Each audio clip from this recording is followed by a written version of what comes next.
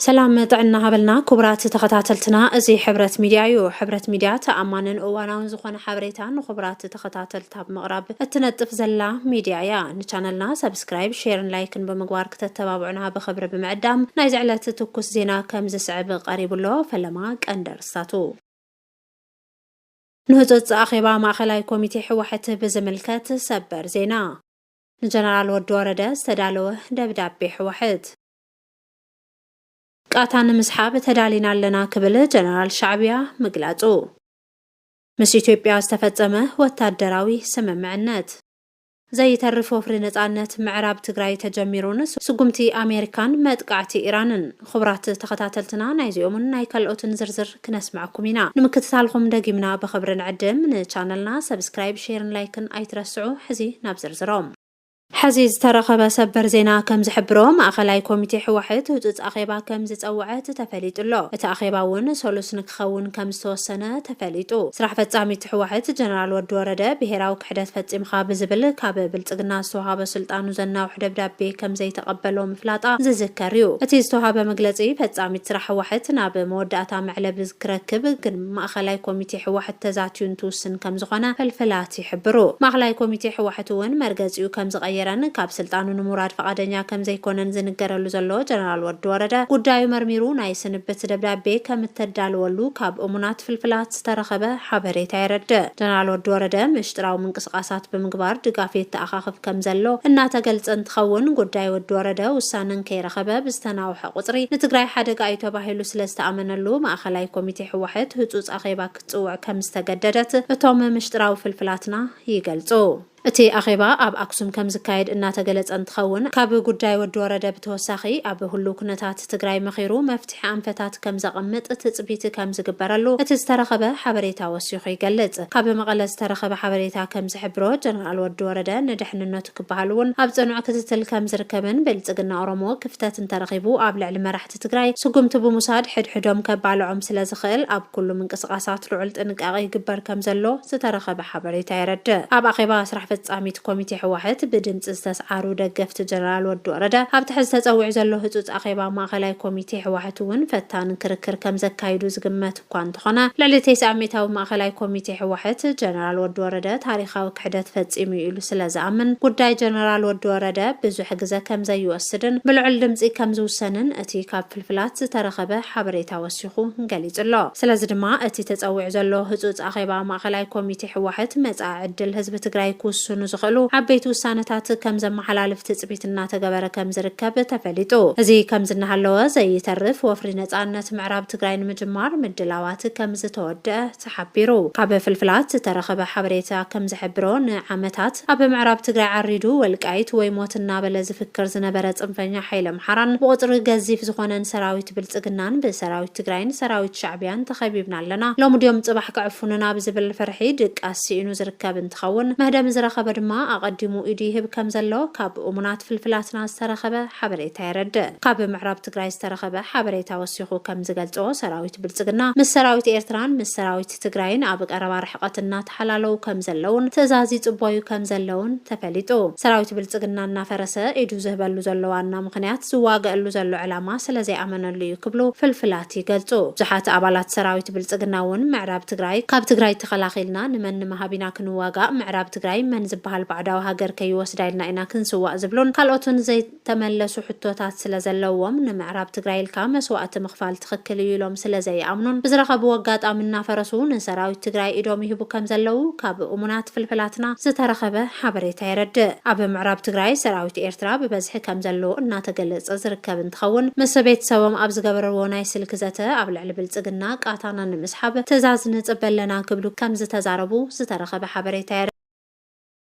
بلصقنا أرمو مستقراي طورنت زخفتلو زلو قند مخنيات ناب إرترا زغبر وتادراو وفري عنقفات كوينا بزبل كم زخونه فلفلات يحبرو نسيعبو دما تግራይ نتتسعيرا قصاليت ترنيا وررا زخفتلا إرترا مخانا زفلطو مرحتي إرترا قداي بلصقنا نويح انتي توقعزن محصار ببزح جنبارات سراويتهم كم زسلفو زغلت زلو يخون مبر انصار ربح حزب تግራይን حزب إرتران تسلفو كم من جنرال صادقان زبلو زخدعو تغارو እና يا حديقاس حافتنا احتناف ይዋፈق ከም ዝበሃል ምዕራብ ትግራይ ናብ ትግራይ ንኽምለስ ኣብ ክንዲ ምስራሕ ኢትዮጵያ ወደብ ዓሰብ ክትውንን ኣለዋ እናበሉ ወፍርታት እናገበሩ ምርኣይ ንህዝቢ ትግራይን ንፈታዊ ህዝቢ ትግራይን ኣቆጥዑ ይርከብ። እዞም ንህዝቦም ክሒዶም ኣብ ሸዋ ዝዓረዱ ተጋሩ ጥሩ ትግሬ ዝበሃል ታርጋ ዝተለጠፎም እንትኸውን እዚ ሽም ንህዝቢ ትግራይ ክሒዱ አንጻር ህዝቢ ትግራይ ንዝሰርሑ ሓይልታት ተኣዛዝ ንዝኾነ ይኹን ትግራዋይ ዝወሃብ ሽም እንትኸውን ጀነራል ጻድቃን ዝኣክል ምሁር ከምዚ ዓይነት መንገዲ ምምራፁ ግን ንብዙሓት ኣደንጊጹ ይርከብ። እዚ ከም ዝናሃለወ ኢትዮጵያ ወታደራዊ ስምምዕነት ንምፍጻም ሰነድ ከም ዝለኣኸት ኣዲስ ስታንዳርድ ሒዝዎ ዝወፀ ሓበሬታ ይረድእ። ብመሰረት ሓበሬታ ኣዲስ ስታንዳርድ ኢትዮጵያ ምስ ኣዘርባይጃን ወታደራዊ ስምምዕ ንምፍጻም ሰነድ ዝለኣኸት እንትኸውን እቲ ዝተለኣኸ ሰነድ ተግባራዊ ዝኸውን ግን ፓርላማ ኣዘርባይጃን መርሚሩ እንተጽድቆ ከም ዝኾነ እቲ ማእኸል ሓበሬታ ሒዝዎ ዝወፀ ሓበሬታ የረድእ። ኣዘርባይጃን ብዘይ ሕጋዊ መንገዲ ብልጽግና ዝሽምተላ ሃገር ከም ዝኾነት ዝንገር እንትኸውን ብልጽግና ካብ ኣዘርባይጃን ዝሸመተቶ ሓደ መርከብ ኣጽዋር እውን ሃንደበት ወሽመጥ ሆርሙዝ ምዕጻው ስዒቡ ተዓጊታ ከም ዘላ ፍልፍላት ይሕብሩ። ቅድም ክብል እውን 3 ኣጽዋር ዝጸዓና መራኽብ ብልጽግና ካብ ኣዘርባይጃንን ካብ ካልኦትን ዝሸመተኦ ኣጽዋር ጽዒነን ትጓዓዛ ብሓይል ባሕሪ ኤርትራ ተዓጊተን ከም ዝተወረሳ ዝተረኸበ ሓበሬታ የረድእ። እዚ ከም ዝናሃለወ ወጥሪ ማእኸላይ ምብራቕ ናብ ከቢድ ደረጃ ተሰጋጊሩሎ። ፕሬዚደንት ትራምፕ እቲ ኣብ መስመር ሆርሙዝ ዝገብሮ ዕፅዋ ብኣቆጻጽራ እንግሊዝ 3 ሰዓት ድሕሪ ቀትሪ ከም ዝጅምሮ ኣፍሊጡሎ። ኣብ መስመር ሆርሙዝ ካብን ናብን ዝንቀሳቐሳ መራኽበይ ዝኾነ ይኹን ዕንቅፋት ከጋጥመን ኣይፈቅድን ክትብል ቻይና ዘፍለጠት እንትኸውን ትራምፕ ኣብ ዝሃቦ መልሲ ድማ ዝኾነት ትኹን መርከብ ናይ ዝደለየ ሃገር ባንዴራ ይሃልዋ በቲ መስመር ኣይተሓልፍን እያ ብምባል ንመጠንቀቕታ ቻይናን ካልኦት ሃገራትን ነፂግዎሎ። ትራምፕ ኣብ ዝሃቦ መልሲ ብመስመር ሆርሙዝ ክሓልፋ ዝፍቀደለን ሰብኣዊ ሓገዝ ዝፀዓና ጥራሕ እየን ክብል ኣጠንቂቑ። ሓለዋ ሳውራ ኢራን ብወገኑ ትራምፕ ዝሃቦ መግለፂ ስዒቡ ወሽመጥ ሆርሙዝ ብሕግን ስርዓትን ኢራን ክፍጸም እዩ ኣብቲ መስመር ዝኾነ ይኹን ዕንቅፋት ዝፍጠር እንተኾይኑ ግን እቲ ስግኣት ንኹለን ወደባት ወሽመጥ እምበር ንወሽመጥ ሆርሙዝ ጥራሕ ከም ዘይኸውን ኣጠንቂቑሎ። ብኻልእ ኣገላልጻ መግለፂ ሓይልታት ሳውራ ኢራን ዘውፅኦ መግለፂ ኣሜሪካ ንመስመር ሆርሙዝ ጥራሕ ብምዕፃው ንግዳዊ ምንቅስቓስ ጠጠው ተብሎ እንተኾይና ኣብ ወሽመጥ ሃገራት ዘሎ ኩሉ ንግዳዊ ምንቅስቓስ ናብ ሓደጋ ክንእትዎ ኢና ማለት እውን ኢራን ተዓፅያ ኣብቲ ከባቢ ዘለዋ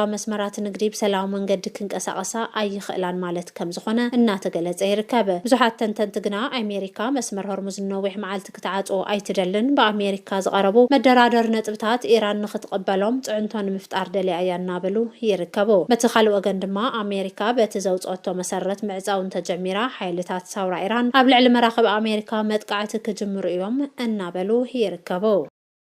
ጀነራል ወዲ ወረደ መርገፂኡ ከም ዝቀየረ ተገሊጹ። ጀነራል ወዲ ወረደ ናብ አዲስ አበባ ተጓዒዙ ምስ ብልጽግና ዝፈጸሞ ሽርክና ብወታደራዊ ይኹን ብፖለቲካዊ ካውንስል ተገምጊሙ ከም ዝኣመነን ንህዝቢ ብመግለፂ ይቅርታ ሕተት ኣብ ዝብል ግን ከም ዘይተሰማምዕን ክጽብጸብ ጸኒሑ እዩ። ጀነራል ወዲ ወረደ ህዝቢ ትግራይ ክሒዱ ንስልጣን ክብል ተለኣኸ ብልጽግና ምዃኑ ኣብ ታሪክ ህዝቢ ትግራይ ጸሊም ታሪክ ከም ዝኾነ እቶም ደገፍቲ ጀነራል ወዲ ወረደ ዝነበሩ እውን እናገለጹ ይርከቡ። ጀነራል ወዲ ወረደ እቲ ምስ ብልጽግና ጾሞ ሽርክና ኣብ ልዕሊ ህዝቢ ትግራይ ብሄራዊ ክሕደት ከም ዝፈጸመ ዝተገምገመ እንትኸውን ብፍላይ ወታደራዊ ካውንስል ትግራይ ድማ ኣብ ልዕሊ ጀነራል ወዲ ወረደ ክወስዶ ተሓሲቡ ዘሎ ስጉምቲ መምሃሪ ከም ዝኾነ እዩ ዝግለጽ ዘሎ። ጀነራል ወዲ ወረደ እቲ ዝፈጸሞ ጥፍኣት ኣሚኑ ኣነ ካብ ስልጣነይ ንምልቃቕ ፈቃደኛ እየ ዝትከአኒ ሰብ ኣዳልው ምባሉ ስዒቡ ቀጽዓቱ ክቐለሉ ከም ዝኽእል እናተገልጸ ዝጸንሐ እንትኸውን ሕዚ ግና መርገፂኡ ከም ዝቀየረ ሕዚ ካብ ትግራይ ዝተረኸበ ሓበሬታ ይረድእ።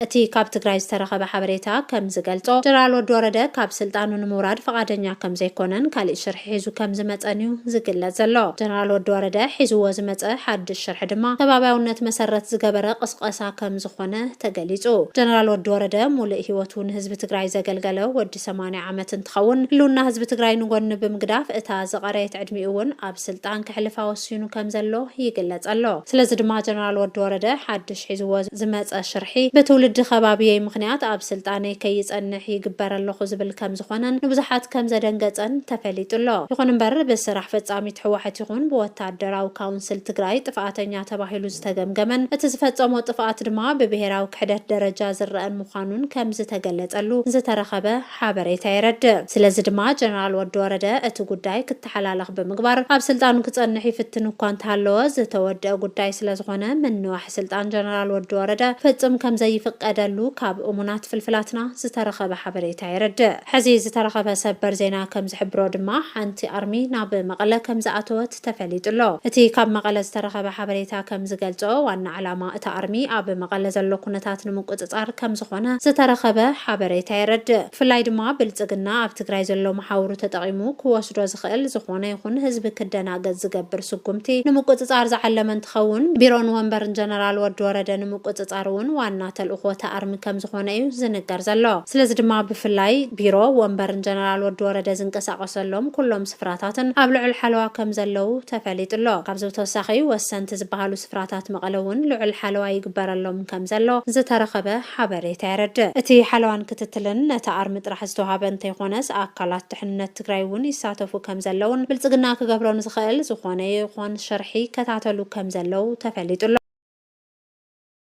ተመሳሳሊ ዜና ጀነራል ወዲ ወረደ ኣብ ትግራይ ናብ ዕግርግርን ጎንፅን ዘምርሑ ተግባራት ንምፍጻም ዝፍትን እንተኾይኑ ብዘይ ዝኾነ ይኹን ቅድመ ኩነት ኣብ ትሕቲ ቁፅፅር ንኽውዕል ትእዛዝ ከም ዝተዋሃበ እዩ ዝግለጽ ዘሎ ስለዚ ድማ ጀነራል ወዲ ወረደ ኣብ ጽንተት ዘሎ ህዝቢ ትግራይ ጽንተቱ ንምንዋሕ ጎንፅ ዘለዓሉ ተግባራት ክፍጽም እዩ ተባሂሉ እኳ ትጽቢት ዘይግበር እንተኾነ እንተፈቲኑ ግና ብህጹጽ ኣብ ትሕቲ ቁፅፅር ንኽውዕል ትእዛዝ ከም ዝተዋሃበ ዝተረኸበ ሓበሬታ የረድእ ኣብ ትግራይ ኮይኖም ተለኣኽቲ ብልጽግና ኮይኖም ኣብ ልዕሊ ዝሰርሑ መራሕቲ ይኹኑ ውልቀ ሰባት ዜሮ ቶለራንስ ተግባራዊ ከም ዝግበር ኮሚቴ መኸተ ትግራይ ምፍላጥውን እናተገለጸ ይርከብ እቲ ኮሚቴ ወሲኹ ከም ዝገለጾ ዝኾነ ይኹን ሓላፊ ሙሉእ ህዝቢ ትግራይ ናብ ሓደጋ ኣትዩ ንረብሑ ክብል ምስ ዝኾነ ይኹን ሓይሊ ዝሰርሕ ኣካል ኣብ ዝኾነ ይኹን ናይ ስልጣን ደረጃ ይሃሉ ብዘየገድስ ስጉምቲ ከም ዝውሰደሉ ኣፍሊጡሎ እዚ ከም ዝናሃለወ ብልጽግና ወደብ ዓሰብ ንምቁፅጻር 18 ኪሎ ሜትር ጥራሕ ይቀሪን ክብል ገሊጹሎ ግንባር ቡሬ ንኽመርሕ ስልጣን ተዋሂብዎ ዘሎ ጀነራል ጻድቃን ኣብ ዝሓለፈ ሰሙን ኣብቲ ግንባር እናዞረ ሓጸርቲ ኣኼባታት ከም ዘካየደ ምግላጽና ዝዝከር ኮይኑ እቲ ኣብቲ ግንባር ዘሎ ኩነታት ተዓዚቡ ናብ ኣዲስ ኣበባ ድሕሪ ምምላሱ ወደብ ዓሰብ ንምቁፅጻር ኣብ ቀረባ ርሕቀትና ዘለና ክብል ንተጋሩን ኤርትራውያንን ዘናደደ ንደገፍቲ ብልጽግና ድማ ዘሐጎሰ ንግግር ገይሩሎ ጀነራል ጻድቃን ኣብ ጊዜያዊ ምምሕዳር ትግራይ ኣብ ስልጣን ኣብ ዝነበረሉ እዋን እውን ካብ ብልጽግና ዝተልኣኹ ወደብ ዓሰብ ሓቢርና ኣካል ኢትዮጵያ ንግበራ ዝብል ሰነድ ሰራዊት ትግራይ ክመያየጠሉ ናብ ሰራዊት ትግራይ እንተምርሖ እኳ ኩለን ኣርምታት ሰራዊት ትግራይ ከም ዝነጸግኦ ዝተረኸበ ምሽጥራዊ ሓበሬታ ይረድእ ካብቲ ግንባር ዝተረኸበ ተወሳኺ ሓበሬታ ከም ዝገልጾ ኣብ ግንባር ቡሬ ልዑል ምንቅስቓስ ይግበር ከም ዘሎ ተፈሊጡሎ ሰራዊት ብልጽግና ኣብ ክልል ዓፋር ማእኸላት ድሩዓት ዘመናዊ ኣጽዋራት ከም ዘለዎ ዝፍለጥ እንትኸውን ዓሰብ ብውሕድ መስዋዕቲ ምቁፅጻር ይከኣል ኢሉ ከም ዝኣምን ዝተረኸበ ሓበሬታ ይረድእ ሰራዊት ብልጽግና ዝተኣማመነሉ ድማ ሓይሊ ድሮን ከም ዝኾነ እዩ ዝግለጽ ዘሎ ይኹን እምበር ኤርትራ እውን ወናኒት ዘመናዊ ድሮናትን ሚሳኤላትን ከም ዝኾነት ብሳተላይት ዝተሓገዘ ሓበሬታ ይረድእ ስለዚ ድማ ሰራዊት ብልጽግና ናብ ወደብ ዓሰብ ዝገብሮ ወፍሪ ከቢድ ስዕረት ከም ዘጋጥሞን ኣብይ ኣሕመድ ኣብ 4 ኪሎ ዘላ ወንበሩ እውን ከስእኖ ከም ዝኽእልን ተንተንቲ እናጠንቀቑ እኳ እንተኾኑ ብልጽግና ግና ካብ ምፍጻም ንድሓር ከም ዘይብል እዩ ዝገልጽ ዘሎ ክቡራት ተኸታተልትና ንሎም ዝሓዝናዮም ሓበሬታታት ነዚኦም ይመስሉ ነይሮም ኣብ ቀጻሊ ብኻልኦት ሓበሬታታት ክሳብ ንራኸብ ንቻነልና ሼር ላይክ ሰብስክራይብ ብምግባር ቤተሰብ ሁኑ